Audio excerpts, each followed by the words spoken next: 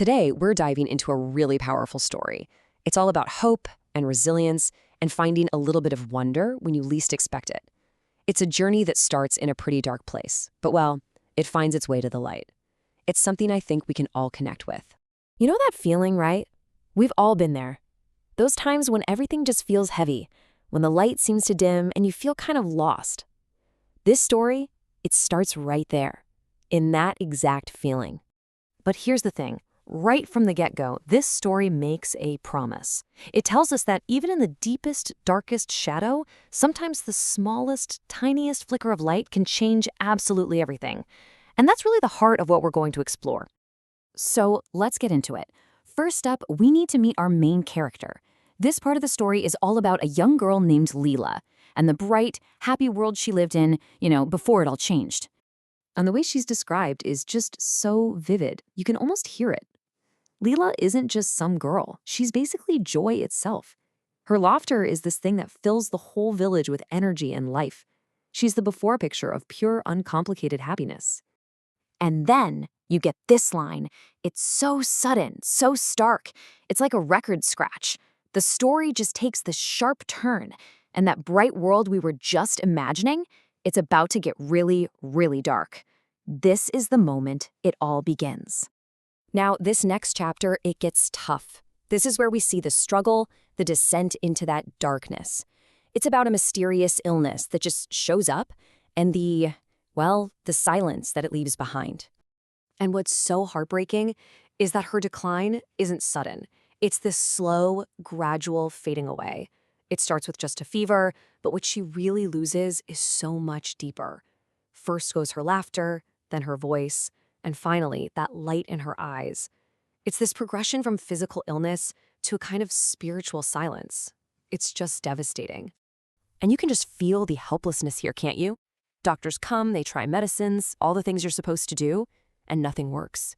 Hope itself seems to have no effect. Her parents are just left there, able to do nothing but watch and pray. They've hit a wall.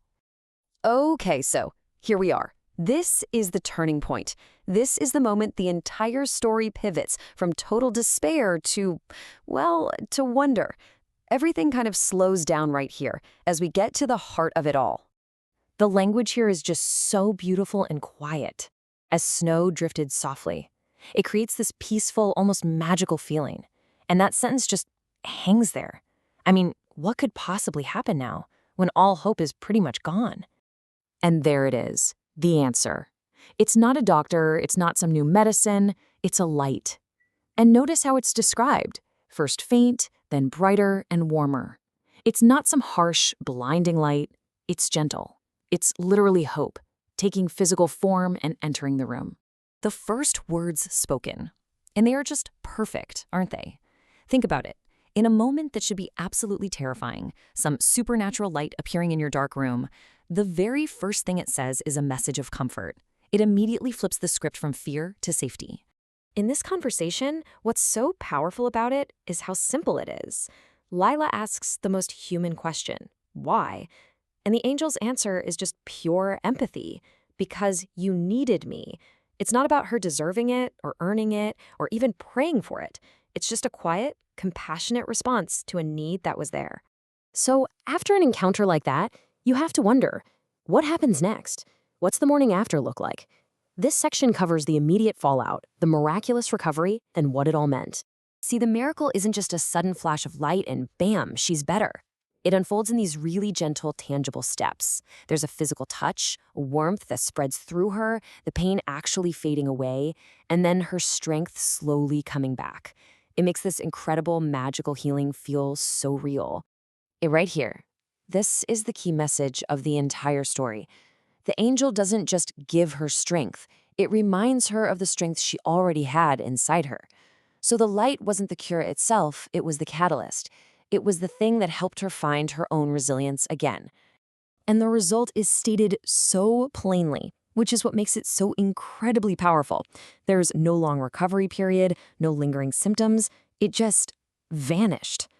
When you compare that to the long, slow decline she went through, the contrast is just staggering. It really underlines how miraculous this whole thing was. So how do you even begin to process something like this? How does a person or a family or a whole village make sense of it?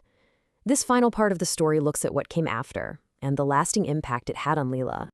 So afterward, of course, everyone tries to put a label on what happened.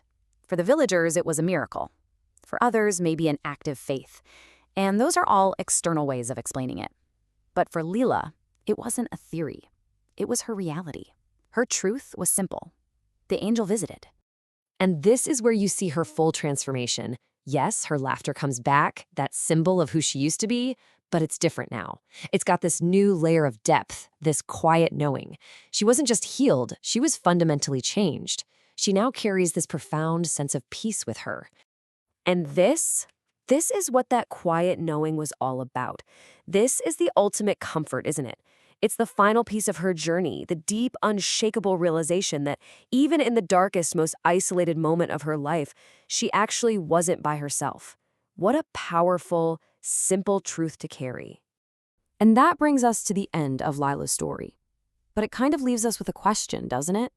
Lila's light came to her as an angel, as a miracle. But for the rest of us, what does that light look like? Is it a sudden act of kindness, a moment of clarity, the support of a friend? Where do we find our light when the world feels dark? It's definitely something to think about.